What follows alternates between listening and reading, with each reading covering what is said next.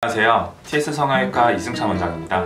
코 수술을 앞두고 있을 때 어떤 부분을 신경을 써야 되는지 이런 걸 좀 한번 얘기해 볼 건데요. 수술을 해보신 분들과 이제 처음 수술을 결정하시는 분들은 아무래도 좀 고민거리가 다를 텐데, 오늘은 첫 수술 환자분들, 나는 이런 것들이 조금 아쉽다고 생각하는데 정말 내 생각이 맞는 건지, 다른 게 더 좋은 방법이 있는 건지가 아무래도 고민이 많이 되실 거예요. 첫째는 기본적으로 콧대 높이가 우선 중요해요. 콧대 높이는 물론 높은 사람도 있고 낮은 사람도 있지만 대부분 낮은 사람들이 수술을 고민하는 분들이 당연히 더 많아요.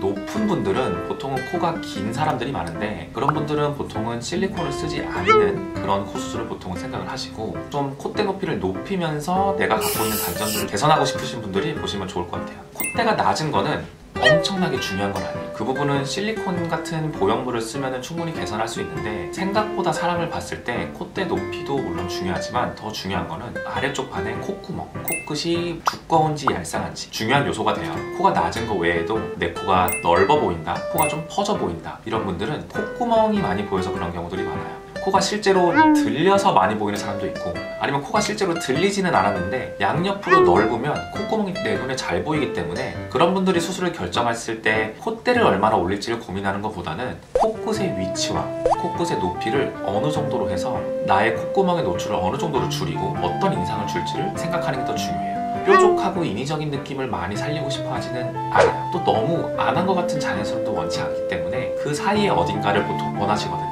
특정한 재료라는 거는 뭐 비중격이나 귀염골이 될 수도 있고 늑연골이 될 수도 있고, 그런 연골 재료를 사용을 해서 나한테 맞는 코끝의 높이와 그 코끝의 위치를 정하는 게 사실은 코 수술의 거의 한 80%예요. 전문가 상담을 통해서 내가 생각하는 코는 어떤 건지 얘기를 충분히 나눠보시고 그 눈높이를 맞추는 게 중요하거든요. 분명히 환자분들이 느끼는 그런 단점들을 저와 맞춰보고, 환자분이 또 예쁘다고 생각하는 코를 보면은 나는 조금 더 이제 귀엽고 그런 느낌을 원하시는 분들도 있고, 수술을 하기 전에 좀 이렇게 길이감 있고 좀 더 화려한 느낌을 원하시는 거를 보통 환자분들이 준비해온 사진을 보면 대충 알 수가 있어요. 환자분이 어느 정도의 화려함을 원하는지 또는 뭐 어느 정도의 자연스러움을 원하는지를 맞춰보시면 좋아요. 코가 짧지 않고 오히려 이제 긴 분들은 저는 중안부가 길어요, 코가 좀 길어 보여서 좀 나이 들어 보여요, 이런 분들이 많아요. 콧구멍이 잘 보인다고 할 때는 코가 실제로 들려있는 것보다는 날개 연골 자체가 뒤로 젖혀있기 때문에 콧구멍이 잘 보이는 분들이 많거든요.